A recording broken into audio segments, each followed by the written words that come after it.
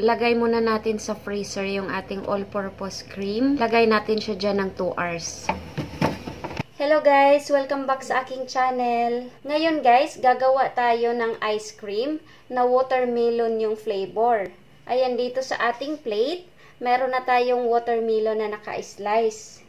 Yung gagawin natin dyan, tatanggalan na lang natin siya ng buto, tapos i-blender natin siya.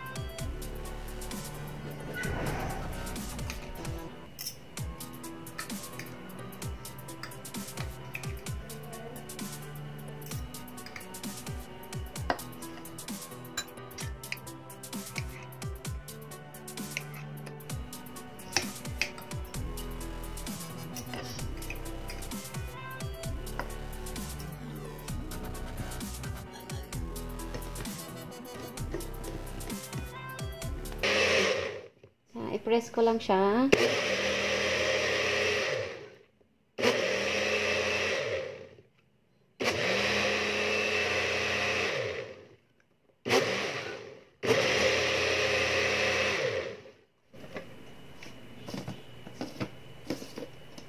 Ito na guys.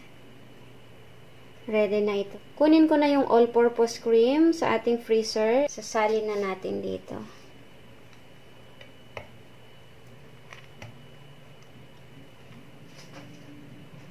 Ang purpose guys, bakit nilagay muna natin sa freezer yung all-purpose cream? Para malapot na siya. Konting mix na lang yung gagawin natin dito.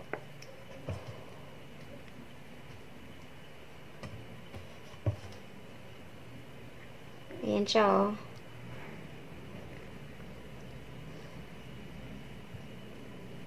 Konting mix na lang nito. Pwede na nating ihalo yung ating condense kaagad kasi na siya, malapot.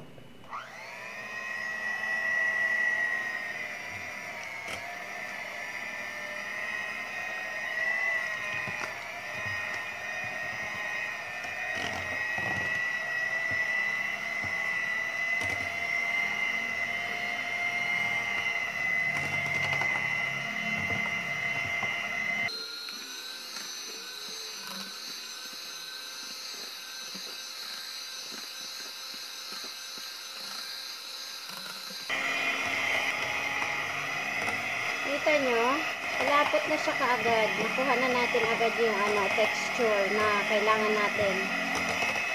Sobrang bilis niya lang i-mix kapag galing siya sa freezer ng 2 hours.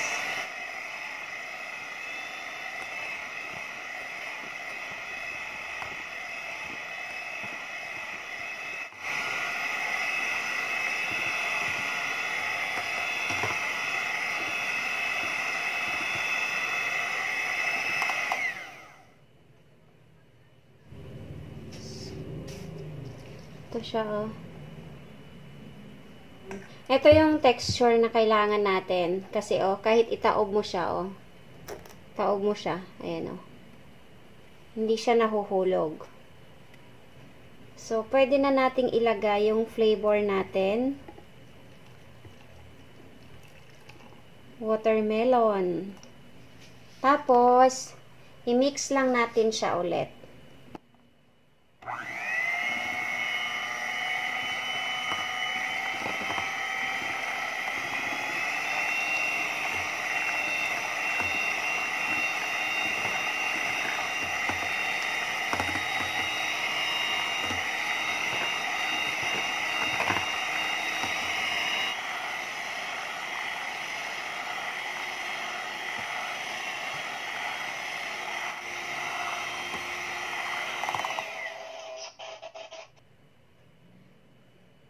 Ayan guys, napansin nyo ba? After natin malagay yung watermelon, dumami siya kasi halos kalahati lang yun ito eh.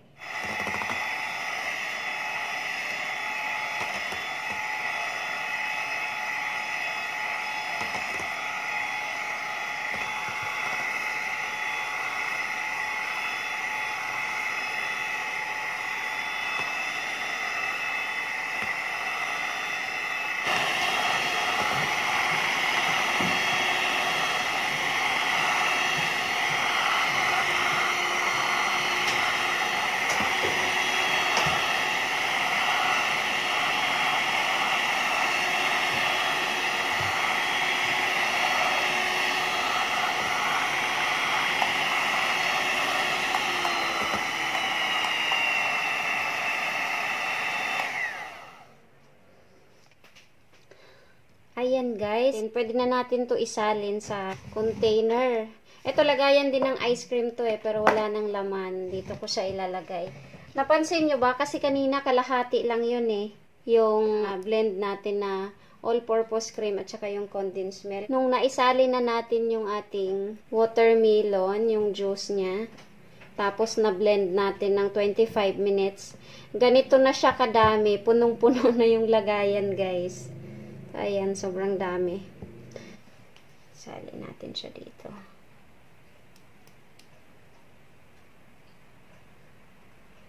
Oops.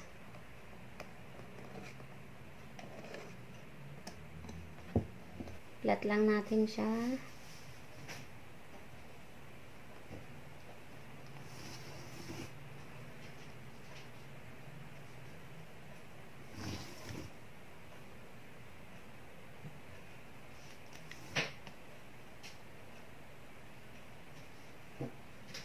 Ayan. So, ayan, meron na tayong isa.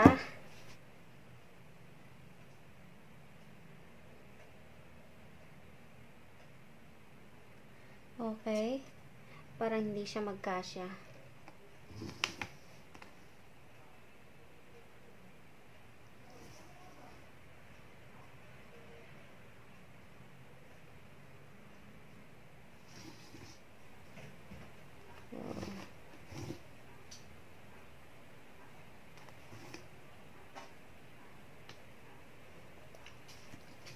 Ayan, pangalawa na. Hindi siya kasya sa dalawa. Sobrang dami talaga ng nagawa.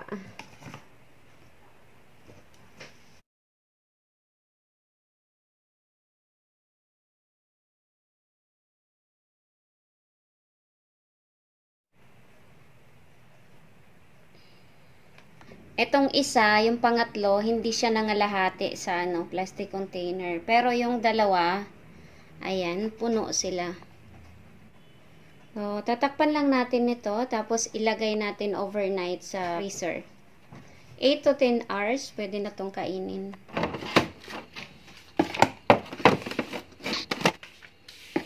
So, check natin yung ice cream na ginawa natin kagabi. Meron na siyang 10 hours, guys. Mula nilagay natin dito sa freezer. Ayan, i-check natin. Kunin ko siya lahat. Wow! So, ayan na siya, guys.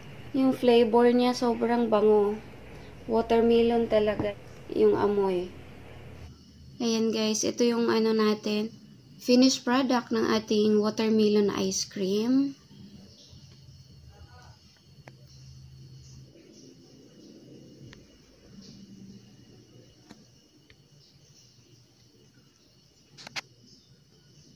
Tikman na natin.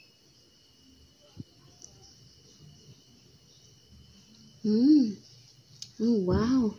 Ang sarap. Ang bango. Yung flavor niya na watermelon, nandyan talaga.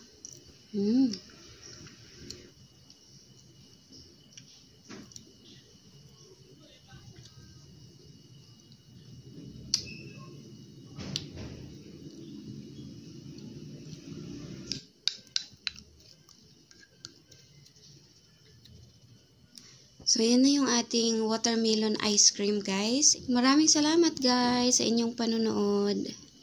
Bye!